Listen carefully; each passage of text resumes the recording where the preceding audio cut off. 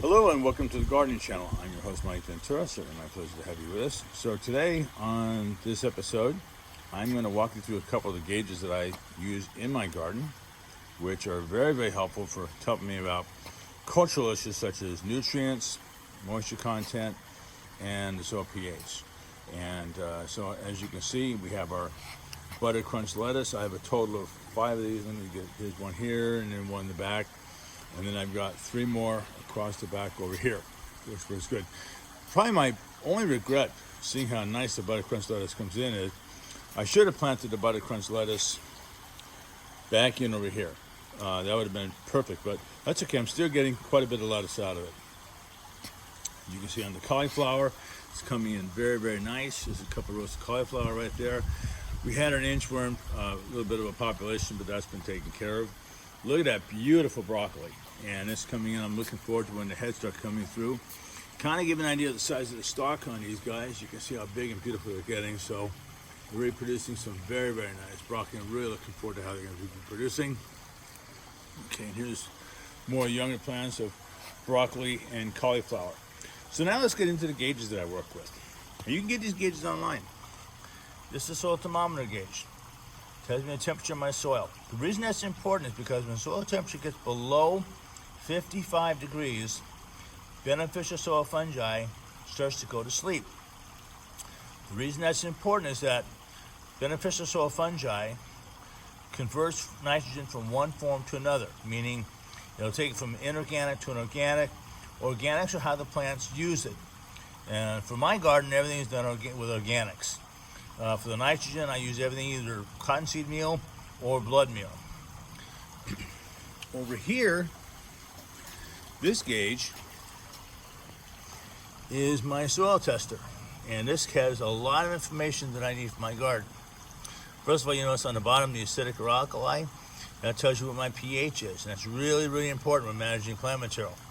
And also, on this video, I'm going to show you what iron deficiency looks like. And I'll be talking about certain plants that you can find which are really common for iron deficiency. We have a moisture wetness, and you can see where my plants are fine. I have a well-drained soil, so it's not overly wet. They do just great.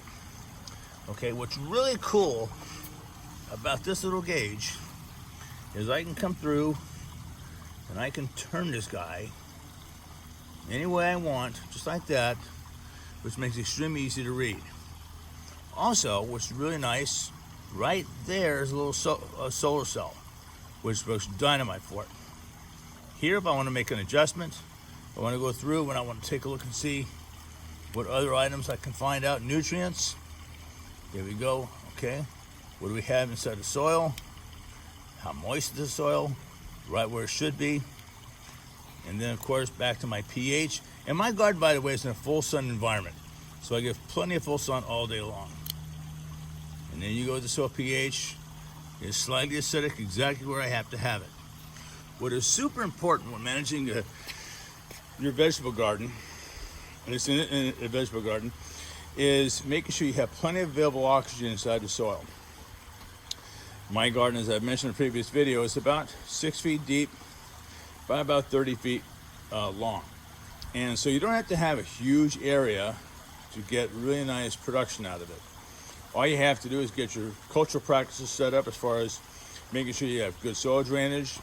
I strongly suggest using mulch. As you can see, I have mulch in here, and I replace mulch as I need to. I have everything on drip irrigation, as you can see, and I've talked about this on previous videos. Drip tubing,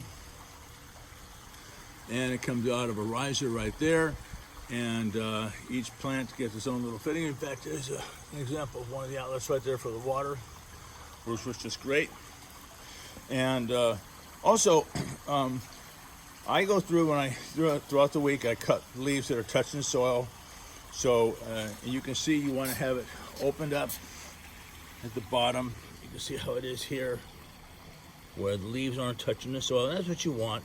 So just go through and kind of keep it clean. Here's another example of the young guys, little plants. So just kind of keep the leaves off the soil, keeps the rot down. Okay, so now what I'm going to do is I'm going to be posting some pictures of iron deficiency and how it ties into that soil pH scale with your soil tester, and also salt damage.